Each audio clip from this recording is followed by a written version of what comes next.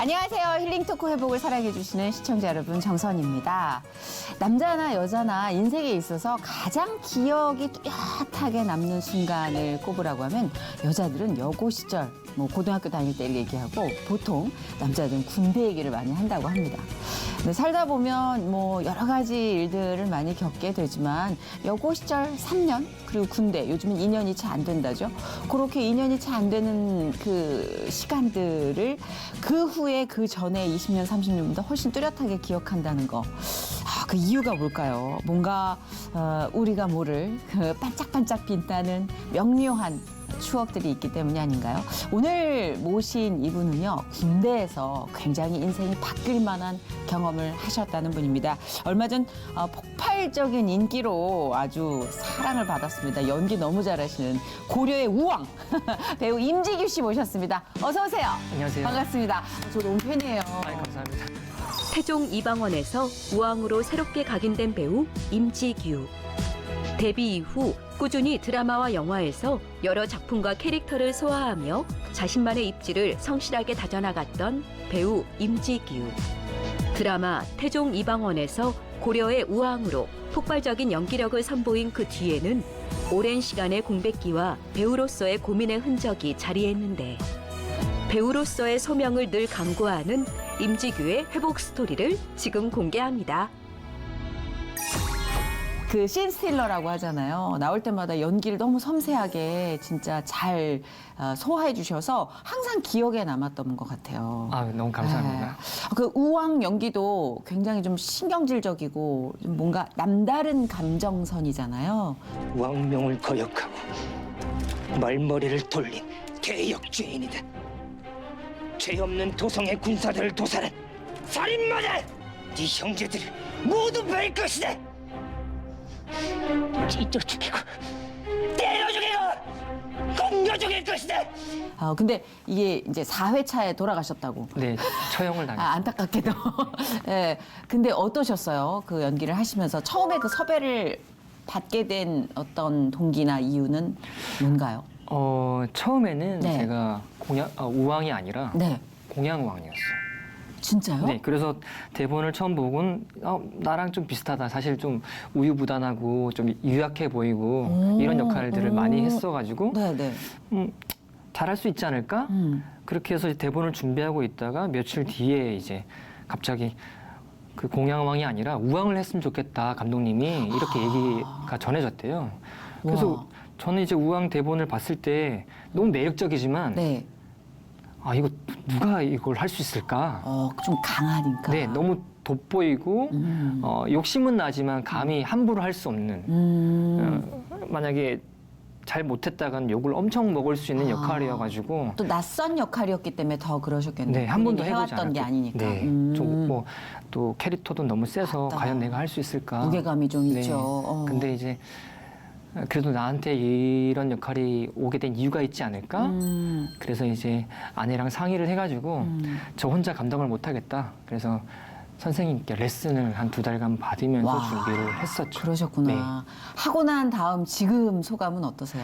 그때는 반응이 너무 좋았잖아요. 네, 초반 1, 2회까지는 네. 이제 생각보다 너무 사극을 많이 좋아하시더라고요. 기다렸거든요. 네. 네, 정통 사극이 사실 그동안 뜸했으니까. 네네.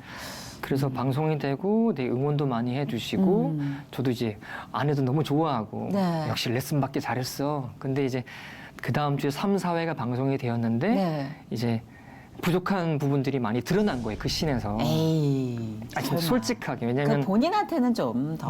네, 본의 아니게 이제 그 반응들을 보게 되잖아요. 저 이제 그러니까 이제 쓴소리도 많고 이전에 우왕하셨던 분과 이제 비교도 당하고. 근데 근데 네. 그게 문제겠구나. 근데 비교. 처음에는 인정하기가 싫었는데 한 몇 주 지나고 다시 제가 그때 연기를 다시 보니까 그런 쓴소리를 한 이유를 알겠더라고요. 그래요. 그러니까 연기를 열심히 하고자는 했으나 이제 이 사람이 왜 그런 말을 내뱉었는지는 이해하지 못한 채 나 연기 이번에 잘해서 다음 드라마 캐스팅 되는데 도움이 돼야지 이런 마음으로 열심히 하긴 했는데 정말 그 사람의 마음을 이해하고 연기를 못했더라고요. 그래서 아내가 가끔씩 오빠 왜 이렇게 거짓말로 연기해 이래요. 진짜 아내분도 연기 전공하시는 그건 거예요? 아닌데 아. 모니터를 되게 잘해줘. 그래서 아내의 그런 이제 조언 때문에 그럼 뭘 고쳐야 되지? 뭘 더 이제 준비를 해야 될까 이렇게 하게 되고 해서 되게 좋은 배우는 너무 힘든 친구인 것 직업이에요. 네. 진짜 뭘 대충 할 수가 없어. 네. 그죠? 뭐 워낙 드라마 안에서 그 여러 가지 역할을 하시면서 우리 임재규 씨에 대한 어떤 원래 성향이나 기질을 파악하는 일은 저는 없었던 것 같아요. 왜냐하면 예능에 별로 나오시질 않고 네네. 리얼 버라이어티에도 안 나오시니까 네. 이 사람은 어떤 사람인가 굉장히 궁금한 배우 중에 한 분이란 말이에요. 아, 네. 네. 감사합니다. 본인을 보일 일이 없었죠. 계속 쓰고 만나셨죠. 그쵸. 사실 드라마 캐릭터에서 가장 제가 활발했었고 말도 많았었고 되게 즐거운 캐릭터였지만 사실 제가 그렇게 말수가 별로 없는 편이. 그렇네요. 지금 네. 이렇게 만나뵀는데 되게 수줍어하시고 낯가리시는 분 같아요. 네. 그 생각도 많고 생각 되게 많아 네. 보여요. 그래서 평소에 이제 대화에 잘 끼지도 못하고 근데 그나마 이제 같은 크리스천끼리 만나면 같은 삶을 좀 나눌 때 조금 수다스러워지고 그 얘기에 대해서 할 말만 있고 나머지 부분들이 점점점 할 말이 없어지는 거예요. 네, 좋아요. 말 많이 하면 실수할 확률도 높고 그렇습니다. 저희는 직업군이 또 말을 해야 되는 만큼 또 위험 부담이 크니까 저도 가끔 나이 들면서 입을 좀 닫고 싶다라는 생각을 되게 많이 해요. 자, 원래 우리 임지규 씨가 배우가 꿈이었는지도 궁금해요. 오늘 성품이 좀 내성적이었으니까 배우를 처음부터 꿈꿨을까 궁금한데 어때요? 처음부터는 아니었고 사실 이쪽에 제가 몸을 담고 있을 때에도 친구들이 다들 부산에 있는 친구들이 부산이구나. 네, 다단계에 빠졌다. 그 친구가 이런 일을 할 애가 아니다. 그 정도예요? 네, 그냥 보통이었는데 이제 사실 방송 일을 하기에는 좀 어울리지 않았던 거죠. 근데 이제 제가 이제 군대를 갔다가 네. 하나 배운 게 참 어려운 시간이었지만 하나 네. 배운 게 도전이라는 걸 배웠어요. 네. 군대에서 제가 포병이었는데 네. 이제 포를 이제 쏘려면 어디 이제 기지가 필요하거든요. 그쵸. 근데 이제 어떤 산이 있었는데 그 산을 이제 기지로 만들려고 진지로 만들려고 이제 해야 되는데 일주일 뒤에 포크레인이 온대요. 일주일 뒤에 오면은 그 산은 언제 다듬어요? 그러니까 사람들이 해야 되는 거죠. 와우. 군인들이. 그래서 사람들이 나무를 다 베서 넘어뜨리고 이제 깎아야 되는 거죠. 옛날처럼? 네. 와. 근데 처음에는 이게 가능해? 그러니까 그게 가능해요? 나무가 이따만하고 다 네. 그런데. 근데 일주일 도끼질 뒤에 해야 그게 되고. 다 없어졌어요. 에? 포크레인이 사람이 한 와도 거예요? 네. 몇 명의 포크레인이 할 군인이? 일이 없어요. 진짜? 네. 산을 깎은 거예요? 네. 그냥 몇백 명이 이제 하니까 되더라고요. 에이, 이게 남자들 군대 얘기 좀 부풀리는 진짜로. 거 있어. 네, 진짜. 에이, 진짜요? 네. 진짜? 네. 그런 경험들을 하다 보니까 네. 시도도 하기 전에 못해라는 게 없어지더라고요. 경험치가 있으니까 될까 했는데 되네 했던 네. 경험치 하나가 무기가 된 거죠. 네. 그래서 제대하고 이제 제가 어렸을 때부터 이쪽 일에 약간 동경해 왔었거든요. 그래요. 근데 이제 부산 사람이고 집은 또 가난하고 과연 내가 또 뭐 그렇다고 해서 키나 뭐 외모가 월등하냐? 그것도 아니었기 때문에 과연 이 일을 할 수 있을까? 근데 군대에서 어떤 도전이라는 걸 배우고 한번 해보자. 안 되더라도.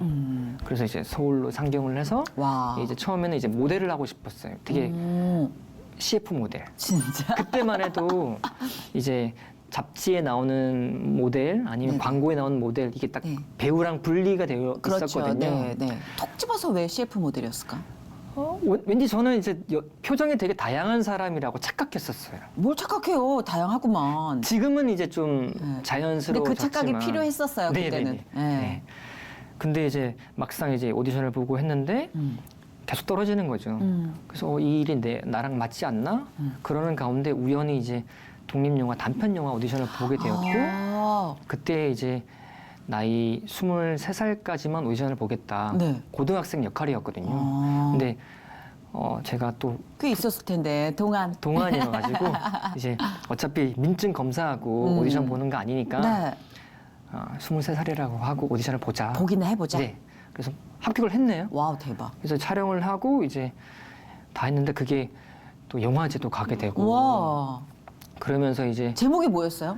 핑거프린트라는 단편 영화였고 핑거프린트. 네. 감독님이 아시아나 단편 영화제에서 심사위원이 지규 너를 보고 싶어한다. 와. 폐막식 날 같이 가자라고 하시더라고요. 진짜? 그래서 폐막식 날 가는데 도착해서 보니까 어떤 분이 이제 저한테 다가오시더니 인사를 하더라고요.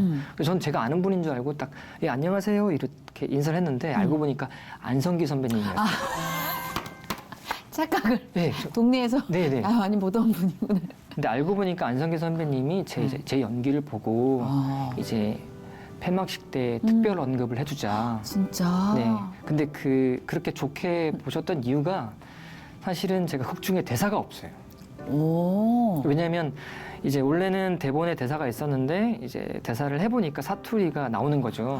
지금 사투리 엄청 교정하셨구나, 네. 그러면. 아직도 억양은 좀 남아 있지만 이제 그때는 더 심했죠. 그랬겠네. 네. 갓상경했으니. 네. 그러니까 대사하지 말자. 그게 가능해요? 바꾸는 게? 저는 그게 더 편했어요. 말을 안 하니까 더 집중하게 되고 편했거든요. 그래서 이제 안성기 선배님이 와 눈빛으로 연기를 잘했다라고 칭찬을 해주셔가지고 이제 무대 위에 올라가서 네. 이제 소감을 발표하는데 문득 그 전까지는 모델이었거든요. 네. 그냥 제 생각에. 네. 근데 안성기 선배님 유명한 심사위원들 앞에서 이렇게 단편 영화 배우이긴 하지만 배우로 서 있는 이 순간이 너무 신기하고 그때 문득 하나님 저 허락해 주신다면 1시간, 2시간을 책임지는 배우가 되고 싶습니다라고 마음속으로 이렇게 이야기하고 있더라고요. 그리고 나서 그 다음부터 그 작품이 연이 되어서 다른 또 작품을 만나게 되면서 자연스럽게 와.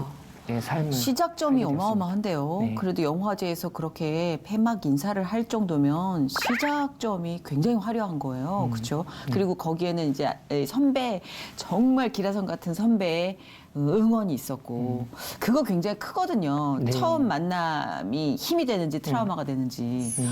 그러셨구나. 그럼 연기를 잘하시는 분이에요.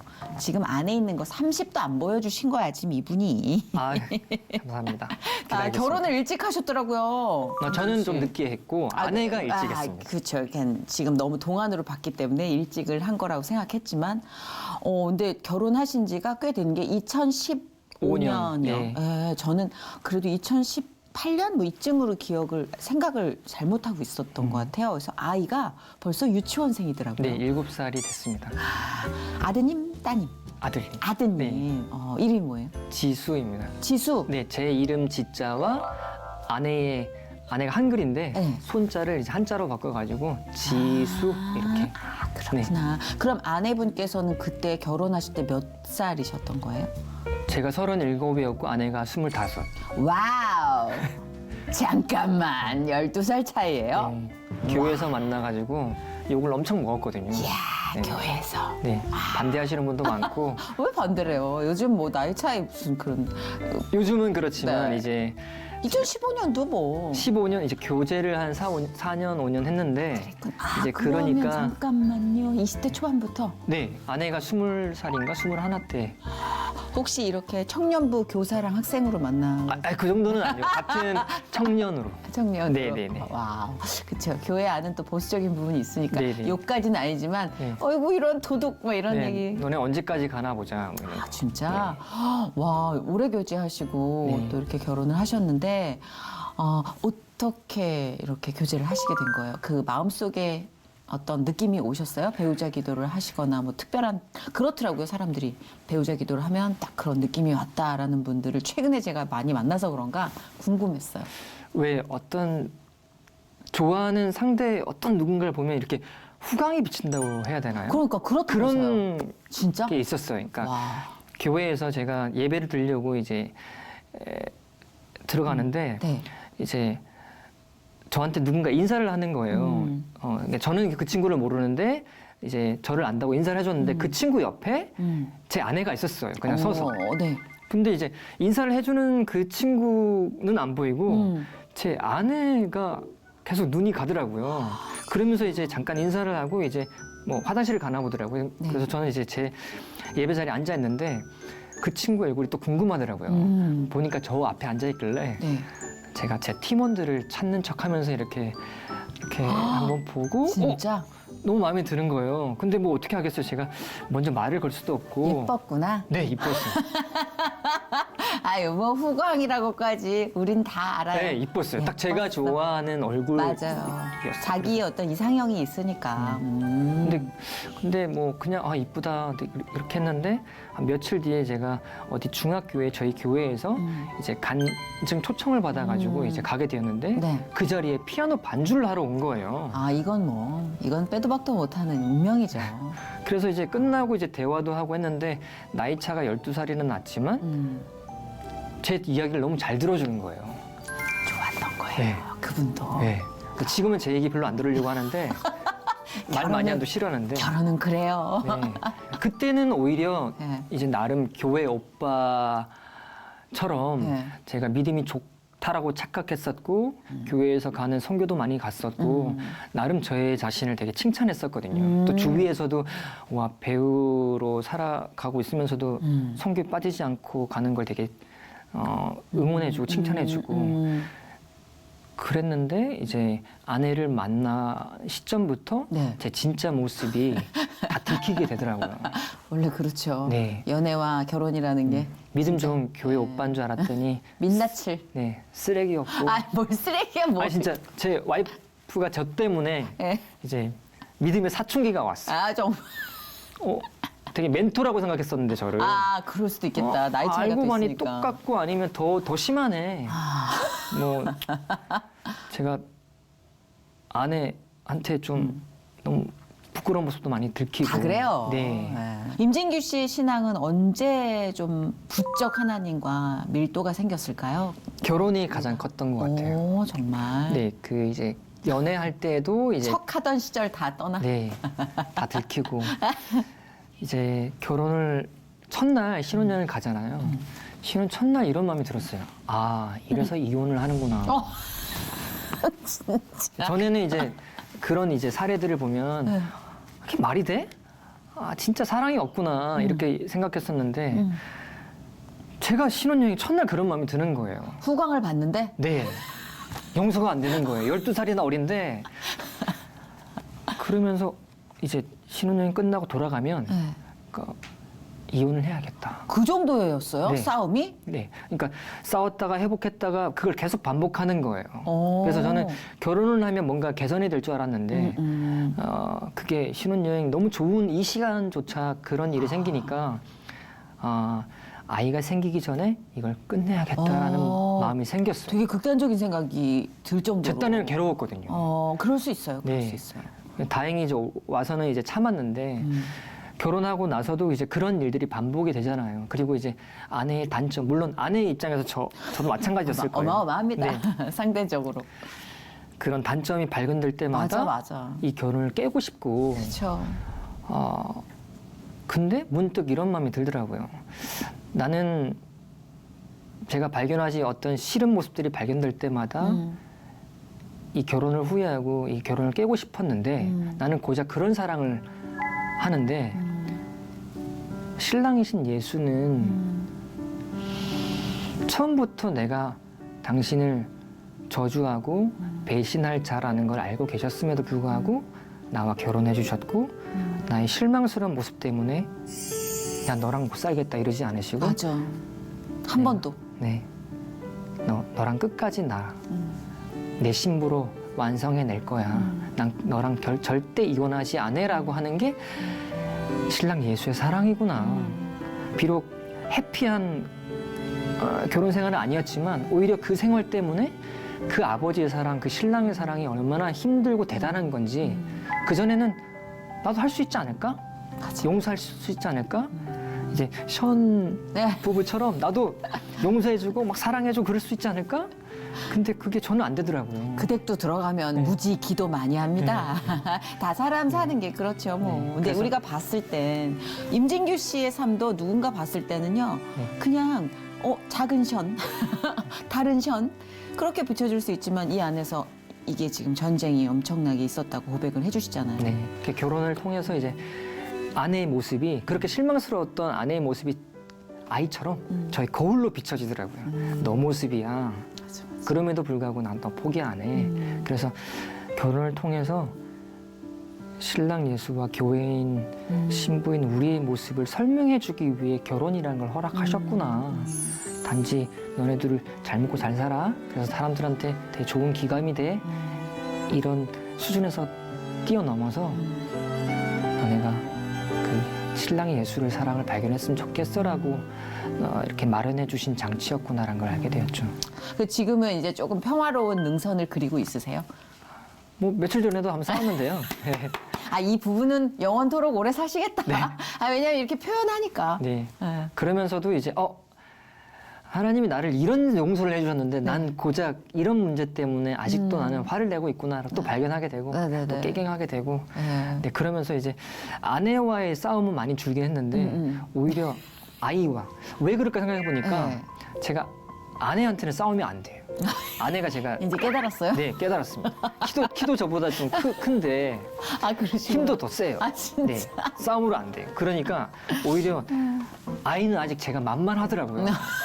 제가 큰 소리 내면 좀 그래도 좀 주눅 드는 척하고 근데 그게 나쁜 마음이잖아요. 맞아. 약해 보이니까 내가 힘으로 제압하려고 하고 그래서 참 자는 아이 붙들고 되게 미안하다고 얘기하고 그러고 근데 반복하고 뭐 있습니다. 처음부터 우리가 부모로 태어나나요?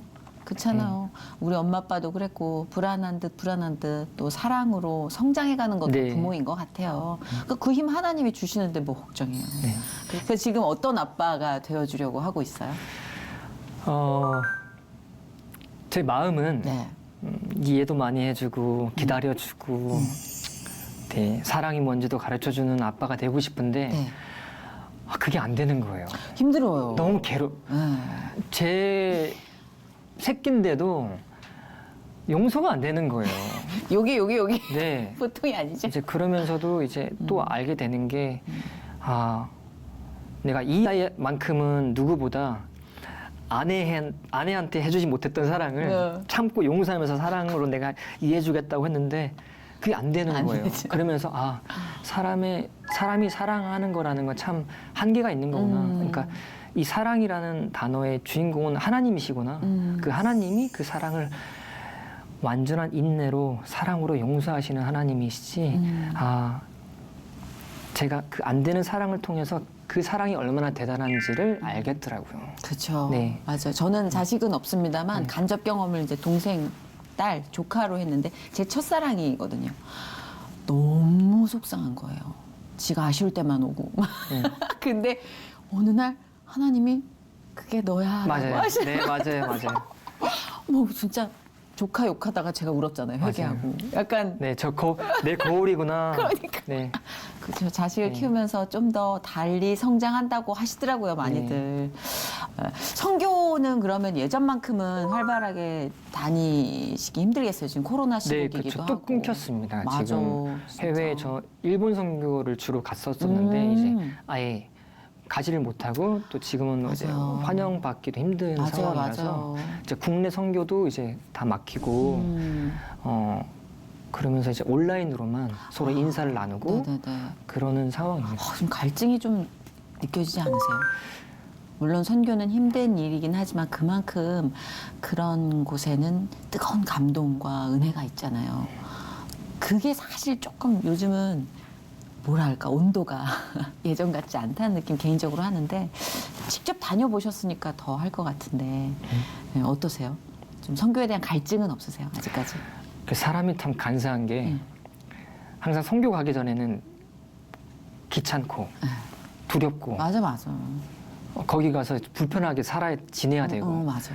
그런 고민을 가지고 있다가 막상 선교지에 가서는 하나님이 부어주시는 오히려 뭔가 은혜를 나눠주기 위해 갔다가 은혜를 받고 오고 이렇게 되는데 맞아. 코로나 오고잖아. 시기가 너무 길어지니까 네. 더 안 가고 싶은 거예요. 뭔지 알겠다. 그거 그 마음이구나. 처음에는 빨리 왔으면 좋겠다라고 이렇게 마음이 들었다가 어느 순간부터 되게 편하네?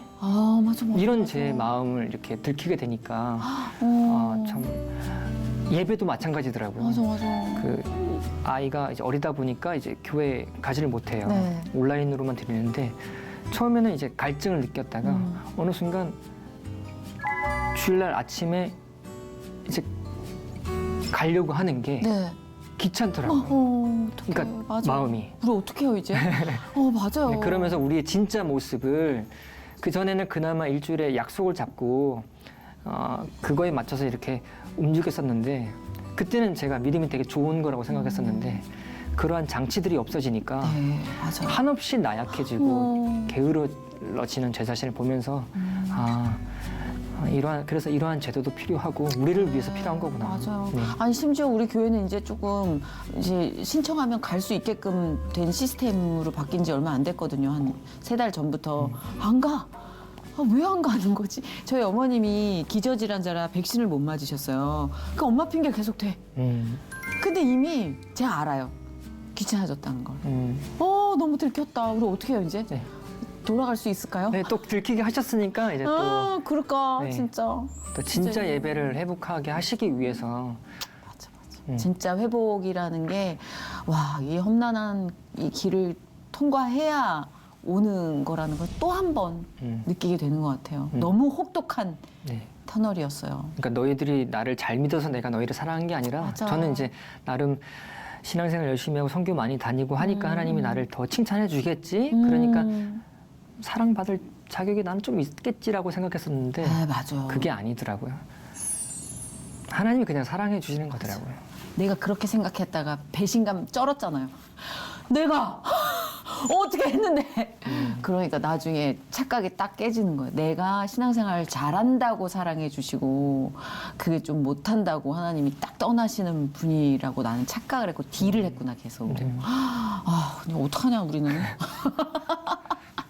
이제 크리스찬으로도 참 저도 슬럼프인데 배우들은 또 코로나 시국에 배우로도 슬럼프가 아닐 수가 없다. 왜냐면 뮤지컬 같은 경우는 더 하잖아요. 네, 연극도 무대에서 그렇고. 만나야 되니까 연극도 그렇고 연극 좋아하실 것 같은데 왠지 네, 좋아는 하는데 연극은 한 번도 안 해봤거든요. 진짜 네, 네. 연극 엄청 하실 것 같은데 나중에 연극 빠지면 이게 큰일 나는데. 네. 그 무대에 대한 갈증 뭐 이제 슬럼프 그런 때는 없었어요. 지금이 사실 그런 작품적인 슬럼프 시기인 것 같아요. 너무 신기한 게 코로나가 터지기 직전에 평소보다 많은 작품을 주셨어요. 오. 이상하다 이게. 보통 예를 들면 한두 작품 주셨는데 한 3-4작품을 주시면서 이제 그러면 수입이 더 많이 생겼잖아요. 그럼요. 왜 이렇게 많지? 갑자기? 그러니까 뭔가 느낌에 흉년을 대비한 풍년인가? 그럴 수도 있지. 불안함이. 오히려 감사하면서도 맞아. 근데 역시나 코로나가 터지면서 2년 동안 고정적인 드라마를 하나도 못했어요. 그러니까. 특별 출연만 잠깐 1, 2회. 그 수입이 안 되죠. 네. 안 잡혀 그거는. 계속 그 1, 2회 하다가 죽는 역할이었거든요. 네. 죽이시지. 그러면서 이제 그게 1년 때는 어떻게든 이제 어쨌든 수입을 그 전에 주셨던 게 있으니까 버텼는데 2년 가까이 되면서 이제 어떡하지? 계속 기다려야 되는 거 맞나? 그러면서 이제 아내가 이제는 밖에 나가야 되는 거 아니야, 오빠? 뭐 이렇게 얘기하고 그러면서도 이제 어쨌든 하나님이 어떤 계획을 가지고 그럼요. 허락하셨으니까 그럼요. 그냥 우연히 일어난 일이 아니니까 그렇다면 왜 이런 일이 일어난 걸까 나한테 일단은 2년 동안 이제 사실은 다른 아빠에 비해서 거의 매일 아내와 함께 아이와 함께 같이 지내요. 네. 그러다 보니까 이제 육아를 같이 하고 육아가 얼마나 그 한 사람을 사랑한다라는 게 얼마나 힘들고 사랑이 필요한지를 맞아요. 배우게 되더라고요. 그래서 맞아요, 이제 아이를 통해서 이제 예수님의 사랑 십자가도 배우게 되고 아내랑 또 계속 붙어 있으면서도 또 부족한 저를 또 발견하게 되고 그러면서 이제 진짜 예배가 뭔지 믿음이 뭔지에 대해서 이제 계속 확인을 시켜 주시더라고요. 맞아요. 그게 가장 큰 슬럼프 같은 시기에 저한테 유익하게 준 어떤 경험이었고 저는 그게 연기의 가장 큰 양분이 아닐까 생각해요. 그러니까 되게 많은 분들이 무대 경험이 많은 것이 연기의 경험이라고 생각을 하시잖아요. 근데 저는 사실은 그거는 다른 별개의 문제인 게 무대에서 쌓는 경험은 진짜 아주 깊게 들어가진 않잖아요. 기술이 연마되는 거고 사실은 일상생활에서 느끼는 그 많은 그 그 상념들이 전 진짜로 쌓이는 거라고 생각하거든요. 저희 직업도 마찬가지로 저도 코미디를 하는 사람으로 양분이 난 어디서 무대가 없는데 난 어떻게 채워? 나 이런 비극의 주인공이 됐는데 근데 나중에 이거를 하나님이 어떻게 쓰시는지를 건 바이 건으로 알게 해주시는데 네. 그죠? 완전 알 수 없었던 일들, 결코 알 수 없었던 것들을 아마 채워주고 계시지 않을까. 네. 그래서 진짜 와, 난 멋진 연기를 보게 될 것 같은 기대감이 드는 거예요. 아. 임진규란 배우의 진짜 연기를 준비시키고 있구나. 그런 팬으로서 완전 기대하는 거죠, 네. 진짜. 참고로 저는 임지균. 아, 진규라고 계속 말했구나, 내가. 자막으로 좀. 임지규 씨. 네. 아니, 무슨 지에 무슨 규예요? 지혜로울 지혜 별규. 별규라는 네. 한자가 있구나. 네. 그래서 이제 나름 해석하기를 아니, 지혜가 빛을 발한다. 와, 대박. 그래서 뭐 약간 똑똑한 거가 이런 게 아니라 내 안에 있는 그 지혜의 빛 성령이 내 삶을 이렇게 비추고 계시다. 뭐 그런 나름의 좋은 해석으로 이렇게. 죄송해요. 저는 완전 방송적으로 해석했어요. 네. 별이 있네, 이미. 아. 대박. 스타네. 스타가 될 운명인가? 막 이렇게 생각. 이 예명 아니잖아요. 네네. 아버지께서 지어주셨어요. 그러시구나. 네. 근데 진짜 우리 쥐규 씨가 그동안의 이 필모를 보면 연기의 어떤 그 패턴이나 흐름 같은 게 나는 이게 조금 하고 싶은데 좀 이쪽으로 흘렀다 말씀하신 부분이 있었잖아요. 정말 도전해보고 싶은 연기? 그리고 나 하면은 좀 끝까지 될 것 같아 라는 연기 있지 않아요? 배우마다? 네, 예전에 그 원빈 씨가 주연했던 아저씨를 보면서 저런 역할 한번 해보고 싶다. 액션! 네, 멋있잖아요. 근데 그거는 원빈 씨니까 가능했던 거였고. 그렇지 마세요. 시대가 변했어요. 네. 네. 근데 그 제 나름대로는 이제 나 그런 작품 한번 꿈꿔봤으면 좋겠다, 해봤으면 액션. 좋겠다. 근데 감사하게도 제가 하는 역할들마다 그런 액션들을 할 기회들이 되게 많았어요. 그래서 이제 근데 코도 한번 부러지고 되게 힘들어요. 이게 함부로 할 수 있는 일이 아니구나. 때로는 목숨을 걸고 해야 될 일도, 상황도 생기고 해가지고. 그래서 언젠가부터 저한테 주어지는 역할들이 사실 제가 원했던 역할들이 아니었어요. 저의 성격과는 정반대일 것 같은 캐릭터. 그래서 역할들을 맡을 때마다 괴로웠어요. 진짜. 네, 제 성격이랑 너무 반대 역할 같으니까 스트레스였거든요. 진짜 연기 잘하시는 거예요. 진짜 쫙쫙 붙었거든. 너무 괴로워가지고 진짜. 아내가 오빠는 혹시 배우가 안 맞는 거 아니냐고. 너무 그렇게 매번 힘들어하면 혹시 다른 직업을 알아봐야 되는 거 아닐까? 그 정도예요. 네. 근데 그러니까 오히려 더 하나님이 시키신 게 아닌가. 왜냐하면 배우로서 뭐 말도 잘하고 발성, 발음, 화술 막 이렇게 좋은 사람이었으면 원래 내가 가지고 있는 능력이 좋으니까 내가 한 거라고 생각했을 텐데 그런 게 없는 상황에서 그런 역할들이 주어지고 결국 해내게 하는 상황들을 겪게 되니까 아무것도 없는 나를 통해 하나님이 하시는 거구나. 그러니까 할 말이 없어지더라고요. 그래서 어떤 역할들이 주어지면 되게 버거워 보이는 역할이 또 오면 또 하나님을 의지하게 하는 거구나. 또 내 자랑이 아니라 또 하나님께 기도하게 하시는 거구나라고 해서 네, 할게요. 이렇게 되더라고요. 멋진 말이다. 내가 해낼 수 없는 환경에서 해내게 하시는 게 바로 은혜라는 건데 지규 씨는 이게 가장 큰 달란트네요. 하나님의 뜻을 간파하는 거. 이거 못 알아먹어가지고 오래 걸리거든요. 저도 그랬고. 근데 그건 되게 큰 재산 아닐까요? 네, 그 귀한 걸 은혜로 주신 것 같아요. 맞아요. 그러니까 제가 생각이 많았었는데 그런 생각을 많이 하는데 하나님 왜 이런 거지? 이렇게 계속 질문하게 하고 하는 게 제가 잘나서가 아니라 하나님이 그런 질문을 계속 던지시는 게 아닐까.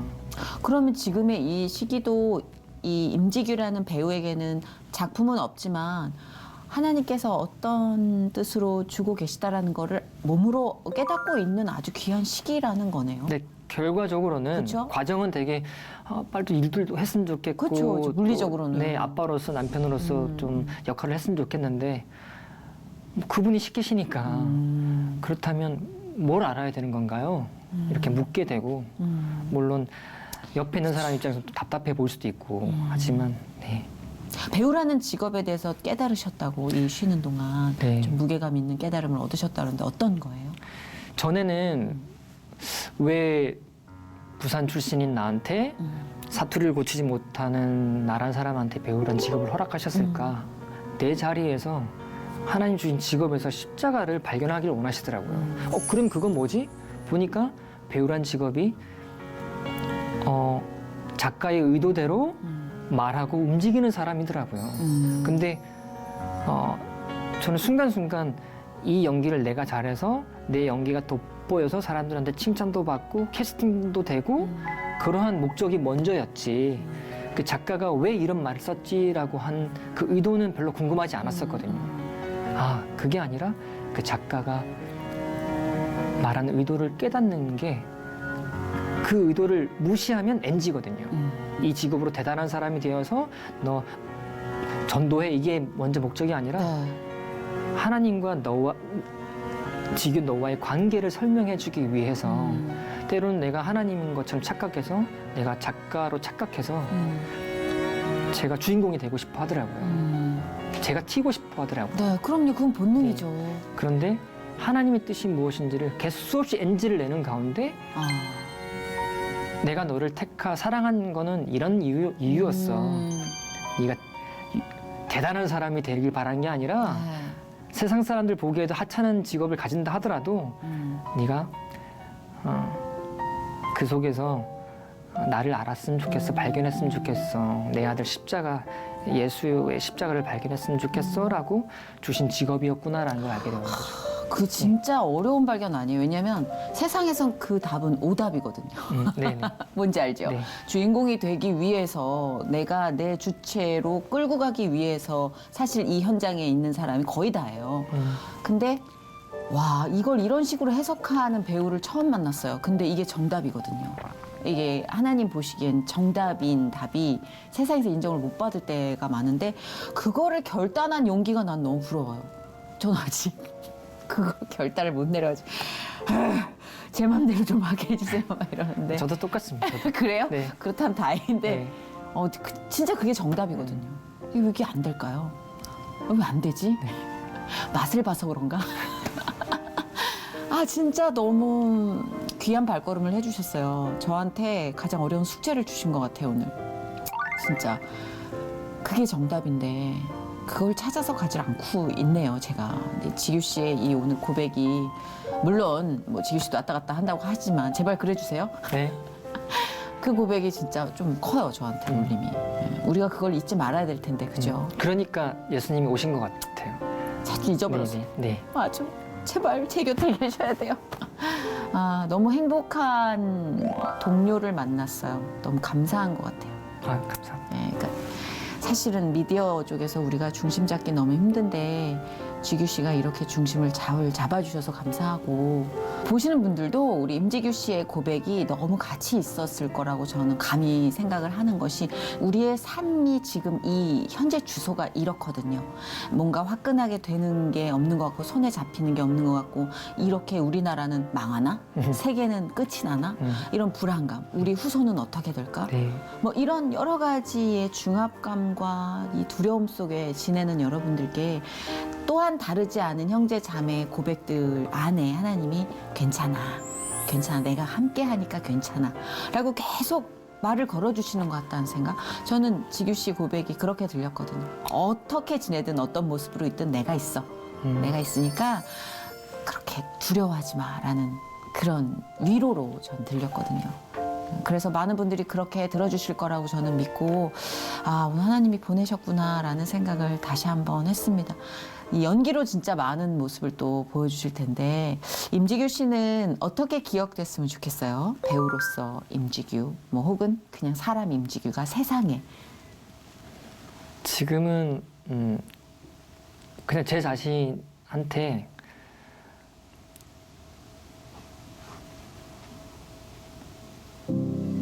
앞으로 전에는 이제 나 이런 배우가 싶어요.